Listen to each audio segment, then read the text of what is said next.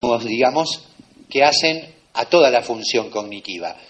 Y son estos: la incorporación de los datos de la realidad, cómo los traduzco, cómo los identifico y traduzco esos datos, y cómo con ellos me formo conceptos. En ese proceso es del que se deriva la conducta deliberada. Uno, insisto, los divide para entender nada más, ¿no? Es una sola función. Pero, digamos, tratamos de ponerlos desde ese lugar. Adelante. Entonces, la persona, este individuo concreto, ¿cómo incorpora datos de la realidad? ¿Los recorta? ¿No los recorta? Una persona que quiere evitarse complicaciones, seguramente va a filtrar tanto que, si me permiten la expresión popular, se le va a pasar un elefante entre las piernas. Pero es simplemente porque no quiere complejidades. ¿Está? Hay montones de personas que funcionan en su vida así. Al revés, otras personas quieren tan obsesionados con la precisión que no van a tomar una decisión nunca, porque están dándole siempre vueltas a la rueda. ¿Está? Entonces, ¿cómo se incorporan los datos? Este individuo concreto que se está mirando, ¿tiene la calidad, la eficacia y la coherencia del trabajo de incorporar datos esperados o no? Porque uno puede tener mucha lucidez, pero si tiene hábitos muy irregulares, se vuelve ineficiente, como en cualquier otra circunstancia. ¿Hay problemas significativos que se puedan observar? Adelante. Cuando hablamos de esta traducción o identificación de los datos, fíjense, las decisiones de un individuo dan como respuesta la conducta, pero las decisiones, como decíamos, están influidas por todo eso y más. Entonces, cuando uno hace la personalidad, la naturaleza va haciendo este mecanismo de traducción, de identificación de los datos, está influido por todo eso, por la subjetividad. Entonces la pregunta es, o las preguntas que uno podría hacerse es, ¿en qué medida el individuo concreto que se está observando produce respuestas que son adecuadas a la situación? Porque, por ejemplo, si uno, por una cuestión, digamos, de situaciones que tiene internamente vividas, se quiere defender de la realidad, va a terminar distorsionándola, no porque esté perturbado, no porque tenga un pensamiento loco, sino porque se está defendiendo de algo que le causa dolor, que le causa sufrimiento. Entonces, ¿qué hace uno? Maquilla, disfraza. No me gusta lo que veo, maquillo un poco más. El maquillaje puede ser muy elegante en su justa medida. El exceso de maquillaje nos convierte en piñón fijo. ¿Está? ¿Cómo en la realidad? ¿Hay evidencia entonces de problemas? Y también en qué medida las respuestas de este individuo están más o menos apegadas a la exigencia social. ¿Por qué planteo esto?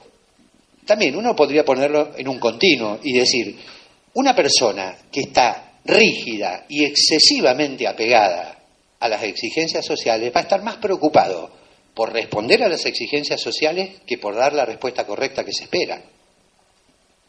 Al revés, una persona que sea tan individualista en su respuesta debe ser el hermano mellizo de Charly García, pero dígame, evidentemente también se va a apartar de la realidad. O sea, termina siendo una persona excéntrica, como extremos, ¿no? Es decir, en el medio habrá la cantidad de matices que se quiera.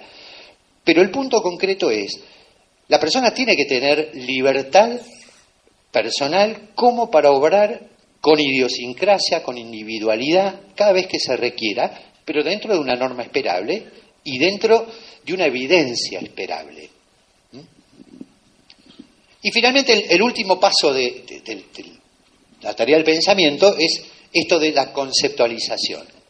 La ideación se encarga de organizar los símbolos o conceptos de forma que adquieran significado para el sujeto y además es como el núcleo de la actividad psicológica a partir del que se desarrollan todas las conductas deliberadas. En realidad, dicho en criollo, uno actúa como piensa. Y no estamos hablando del contenido, sino estamos hablando de la función. ¿Está? Porque a veces creemos que pensamos con un contenido y en realidad no estamos pensando con ese contenido. No por autoengaño o por malicia, sino porque lo desconocemos. No siempre somos conscientes de lo que nos sucede. por eso que aparecía en el iceberg. Entonces, uno puede decir, ¿qué estilo emplea la persona a la hora de resolver problemas y tomar decisiones? ¿Un estilo más basado en la reflexión? ¿Un estilo más basado en la emoción? ¿Un estilo más basado en la evitación? ¿O un estilo que toma un poco de todo, pero no está muy claro, no es muy consistente de cuándo lo usa acá y cuándo lo usa allá? Habrá que ver.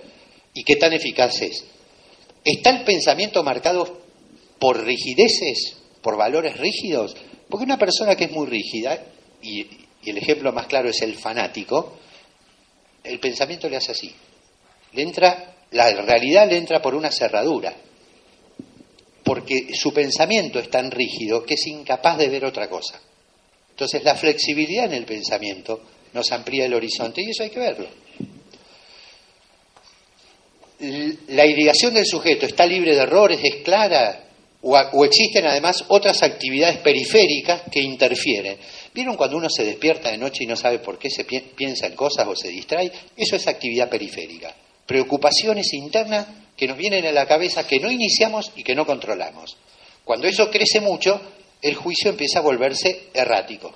El juicio crítico me refiero. Empieza a volverse errático. Y uno empieza a disfuncionar en el pensamiento. Vale. Después decíamos mirar un poco la autopercepción. ¿Qué es la autopercepción? Estas dos cosas, la propia imagen y la relación con uno mismo. La propia imagen es qué impresión tengo yo, de mis características, y cómo me relaciono yo conmigo mismo. ¿Por qué es importante esto? Porque, en principio, mi impresión de mí puede ser real, puede ser imaginaria o puede estar distorsionada. Y algunas personas que ya me conocen y hemos hablado alguna vez, yo les decía, me acuerdo explicándole esto, si uno cree que es Chiquito Reyes, la vida le es muy difícil. Y es verdad, si uno tiene la sensación de que no puede, no es que va a dejar de intentar hacer cosas, pero con un costo altísimo, con un sufrimiento atroz. ¿Vieron lo que es una persona insegura? No es una persona que es incapaz de hacer algo, pero es una persona que sufre horrores para hacer algo. Y tarde o temprano, toda la energía que gasta en eso, le empieza a hacer que las cosas no le vayan bien. Empieza a ver como profecías autocumplidas, ¿no? Me salió mal, viste que tenía razón, que no puedo. Y estas cosas suceden en la vida cotidiana. Y la relación con uno mismo, que se deriva de la autoimagen, ¿por qué tiene que ver? ¿O qué importancia tiene? Porque cuando una persona está muy autocentrada, es bueno meterse para adentro, es bueno y es saludable.